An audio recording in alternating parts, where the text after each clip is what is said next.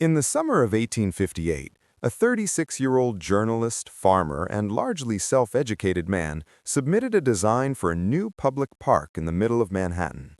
He had never designed a park before. He had never trained as a landscape architect. He had spent the previous decade writing about agriculture, traveling through the American South, and failing at enough occupations that his friends had begun to wonder, gently, whether he would ever find his thing. The design won. It was called the Greensward Plan. The park it proposed would eventually be called Central Park, and the man who submitted it, Frederick Law Olmsted, would spend the next 40 years building parks in nearly every major city in America, arguing the same argument in every city he entered, against every opponent who told him that a city was for commerce and efficiency and the serious business of civilization, not for grass and trees and the meandering paths of people who had nowhere in particular to be. His argument was not aesthetic. It was not about beauty, though the parks he made were beautiful. It was not about recreation, though people played in them. It was not about real estate values, though the parks reliably raised them. His argument was medical, philosophical, almost spiritual in its insistence on something the industrial city was doing to the people inside it, something visible to anyone who looked, invisible to anyone who had decided not to. He said, the city, without nature, breaks the human mind, not metaphorically, actually.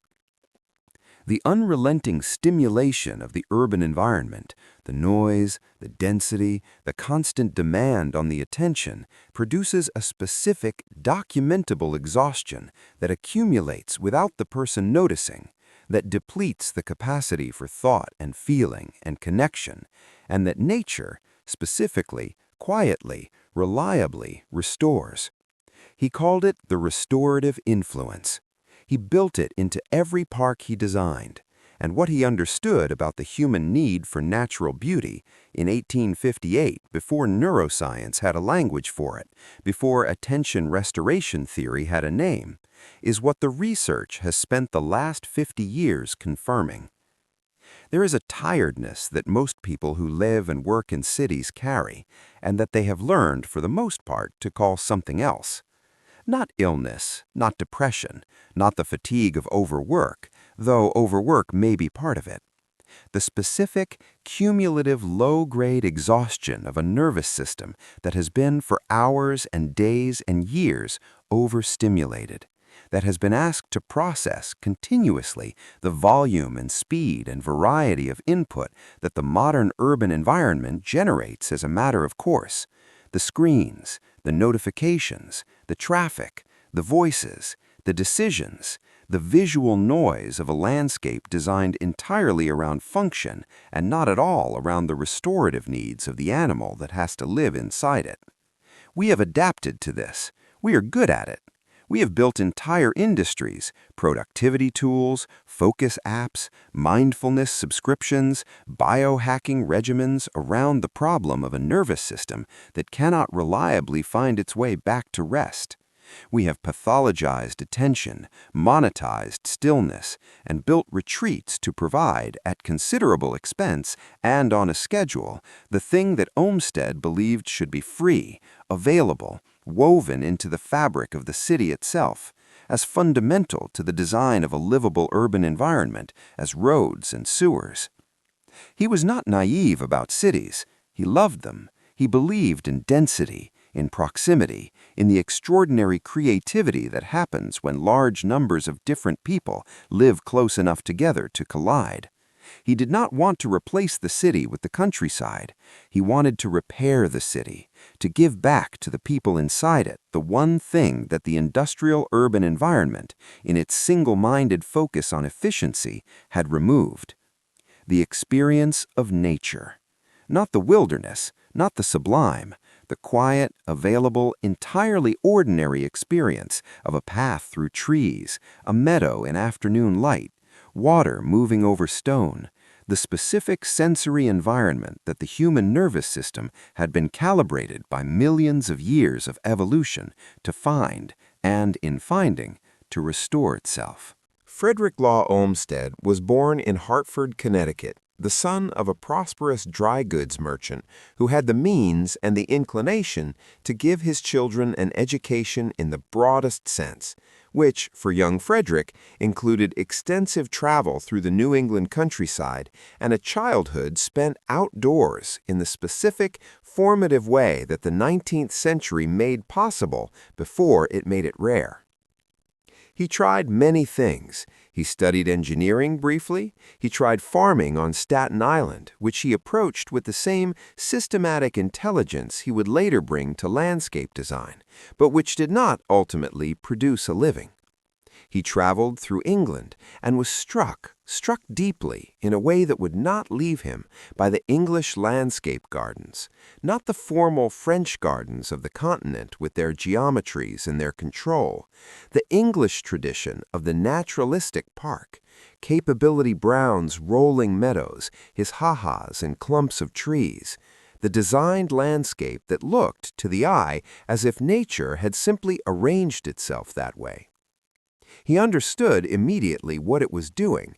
It was producing, in the people who moved through it, a state that the city could not produce and that the city, left unmodified, actively prevented. Ease, openness, the specific loosening of the held attention that happens when the eye is given instead of the urban environment's demand to process and respond, a landscape that asks nothing, that simply is, quietly and abundantly present. He returned to America with this understanding and spent the next decade trying to find the form it would take in his own work. When the Central Park competition was announced in 1858, he entered with his colleague Calvert Vaux. The Greensward Plan they submitted was not the most technically impressive entry. It won because it understood, better than any other submission, what a park in the middle of a city was actually for. Not display, not recreation in the organized sense, the restoration of the overstimulated urban mind. The provision in the center of the most intense city in America, an environment specifically designed to give the nervous system back what the city had taken, the undemanding, the unhurried, the visually complex but cognitively restful experience of a landscape that the human animal recognized somewhere below the level of thought as home. He spent the next 40 years designing parks in Boston, Chicago, Buffalo, Montreal, Louisville, Atlanta, Detroit, and across the country. He designed the grounds of the United States Capitol. He co-designed the campus of Stanford University. He designed the Emerald Necklace in Boston, a connected chain of parks and waterways running through the city like a green spine. He argued in every city he entered for the same thing, that the provision of accessible natural beauty was not an amenity for the wealthy or a decoration for the prosperous. It was a public health measure, a democratic necessity, the right of every person who lived in a city, not just the people who could afford to leave it on weekends, to the restorative experience that the human mind requires to function fully. He suffered a breakdown in the 1870s, exacerbated by the political battles of overseeing Central Park against the interference of the Tammany Hall machine. He recovered. He kept working. He was diagnosed with memory loss in the 1990s, almost certainly early dementia, and spent the last decade of his life in McLean Hospital in Belmont, Massachusetts, the grounds of which he had designed himself. He died in 1903. The parks are still there. Olmsted's central idea, the one he built into every park, argued in every report, returned to in every public letter, was that the experience of natural beauty produces in the human mind a specific, physiological, entirely non-metaphorical restoration. He did not have the neuroscience. What he had was observation. The careful, systematic, deeply empirical observation of a man who had spent years watching how people moved through landscapes and how they looked when they emerged from them. He had watched the faces of people coming out of Central Park on a Sunday afternoon and compared them to the faces going in. He had watched what happened to children given access to meadows and what happened to children confined entirely to pavement. He had watched in England the specific quality of ease that the naturalistic landscape produced in the people who moved through it, and had understood that this ease was not a luxury, not a pleasant extra, but a biological need being met that the city, without the park, left unmet. What the neuroscience eventually named was attention restoration. The human attentional system has two modes: directed attention, which is the focused, effortful mode that the city constantly demands, and involuntary attention, which is the effortless restorative mode that is activated by environments the brain finds inherently interesting without requiring effort to process. Natural environments, the movement of water, the complexity of foliage, the shifting quality of light through trees, activate involuntary attention reliably. The directed attention system released from demand recovers. The person emerges from the park different from how they entered, not because anything has happened to them in the dramatic sense, but because the restoration that the human nervous system requires and that the urban environment prevents has, for an hour, been allowed to occur. Olmsted knew this. He did not have the vocabulary, but he had the observation, and he had the conviction, the deep, argued, philosophically serious conviction that the provision of this restoration was not optional, that a city which did not give its people access to natural beauty was not merely aesthetically impoverished, it was inflicting on the people who lived inside it a specific, documentable, entirely preventable harm. He built the remedy into the landscape. He made it free. He made it available on a Tuesday afternoon to the factory worker and the millionaire with equal access to the same meadow, the same water, the same trees. Because he believed, with the specific, practically demonstrated conviction of a man who had spent 40 years proving it, that this was what democratic design looked like.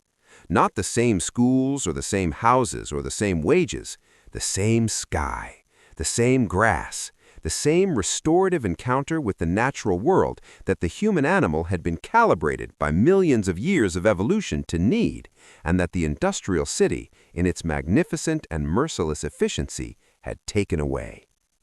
Here is what Frederick Law Olmsted asks of you, practically, today. First, go to a park. Not for exercise, not with the podcast, without the destination and without the agenda, with the specific, Olmsted-prescribed, entirely free intention of giving your directed attention system permission to rest. Walk slowly. Let the eye move where it wants. Notice the light in the leaves, the sound of water if there is water, the specific quality of the air that is different from the air inside the building you came from. Do not optimize the experience. Do not measure it. Do not check your phone to see whether it is having the intended effect. Trust the process that Olmsted trusted, that the natural environment, given access to the nervous system, will do what it has always done. Quietly, reliably, without your assistance, it will restore what the city has taken. Second, notice what the built environment is costing you. Olmsted was not anti-urban. He was precise about the city's costs and benefits, and his precision began with the honest accounting of what the urban environment, when it excludes nature entirely, takes from the people inside it. The attention that has been directed all day without rest, the eyes that have looked at screens and walls and pavement, and have not, for hours, been given the effortless visual complexity that the natural world provides without effort. The nervous system that is running at a level of stimulation it was not designed to sustain indefinitely, and that is, quietly and without drama, paying a cost that accumulates faster than it is named. Name it. Not to feel guilty about the city you have chosen or the life it requires. To see, with Olmsted's precision, what the encounter with nature is actually doing for you, so that the encounter stops being something you do when you happen to have time and becomes something you understand, as Olmsted understood it, as a necessity. Third, find your emerald necklace. Olmsted believed in the connected green corridor, the chain of parks and waterways and tree-lined paths that allowed a person to move through a city without ever being entirely cut off from the restorative environment. He fought for these connections because he understood that the park that is an island, surrounded by pavement, requiring a specific journey, available only to those with the time to make it, serves a fraction of the people that the park woven into the fabric of daily life can serve. Find the green that is already in your daily path and stop treating it as background. The tree on the block you walk every morning, the strip of park between the parking lot and the office, the river path that is 10 minutes from your front door and that you have used as a shortcut rather than a destination. These are not compensations for the absence of wilderness. They are the Olmsted provision, the restorative encounter available in the ordinary day, not requiring a special trip, not requiring the weekend or the vacation or the optimized wellness practice, requiring only the decision to stop and be present to what is already there. Fourth, advocate for access. Olmsted's deepest conviction, the one that drove the politics and the public reports and the endless battles with city councils and park commissioners, was that natural beauty in the city is a democratic right, not a luxury for those who can afford the real estate near the park or the weekend house in the country. A right. The right of every person who lives in a city, regardless of income, regardless of neighborhood, regardless of anything else the city offers, to the restorative encounter with the natural world that the human mind requires to function fully. Look at who has access to green space in the city you live in. Notice whether the parks are distributed by need or by wealth, and find one way, however small, however local, to act on Olmsted's conviction that this distribution matters, not as charity, as the recognition that the person who has no park in their neighborhood is not merely aesthetically deprived, they are being denied by the design of the city they live in something the human animal needs as surely as it needs clean water and adequate light. That is the practice, not the wilderness retreat, not the biohacking supplement, the free, available, entirely ordinary encounter with a natural landscape that Olmsted spent 40 years designing into the American city because he understood, before the science had the language to confirm it, that the human mind is not a machine that runs on efficiency alone. It is an animal. It came from somewhere green, and it needs, at regular intervals, to go back. I want to close with the image I keep returning to when I think about Frederick Law Olmsted, not the grand plan, not the political battles, or the 40 years of designing parks in cities that did not always understand why they needed them. The walk, the specific, unhurried, attention-restored walk of a person who has spent an hour in a landscape Olmsted designed, who entered with the accumulated weight of the urban week, and who emerges 90 minutes later with something restored that they had stopped noticing was missing. The face that looks different coming out than it did going in. The eyes that have rested on something other than a screen. The nervous system that has, for the first time in days, been given the specific, irreplaceable gift of a landscape that asked nothing of it. He built that into the city. He gave it to everyone. He fought for it against every opponent who told him it was a luxury the city could not afford.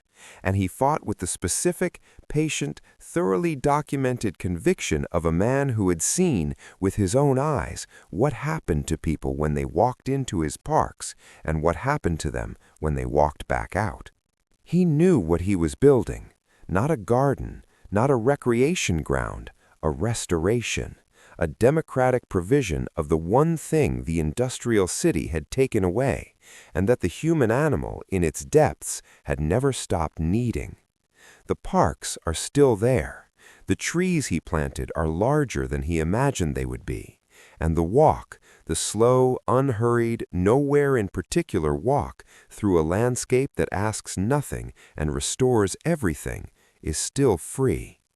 Here is the question Frederick Law Olmsted leaves us with today.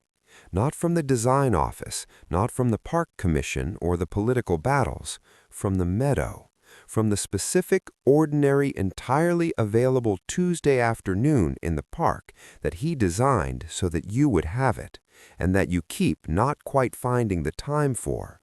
When did you last let your attention rest? Not in sleep, not in entertainment, in the specific, effortless, naturally restorative way that the human nervous system was built to recover in, surrounded by something living, something growing, something that is not asking anything of you except to be briefly, quietly present to it. And what would it take, not a retreat, not a vacation, not a special journey, to give that to yourself today? Leave that in the comments, because Olmsted's answer to the city's exhaustion was not complicated. It was a path through trees, free to everyone, open every day, doing quietly and reliably what the human animal has always needed it to do.